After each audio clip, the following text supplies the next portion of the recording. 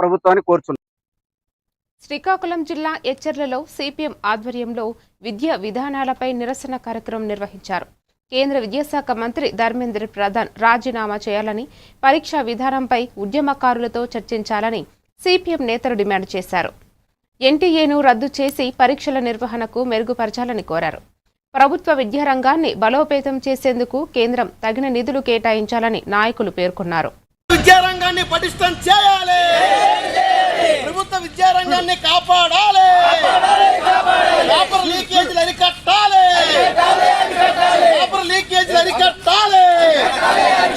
కేంద్ర విద్యాశాఖ మంత్రి ధర్మేంద్ర ప్రధాన్ రాజీనామా చేయాలి, ప్రభుత్వ విద్యారంగాన్ని పటిష్టం చేయాలి, పరీక్షలపై ఉద్యోగులతో చర్చించాలి, వాంకు చుట్టులార దీక్షను భగ్నం చేయడం అన్యాయం.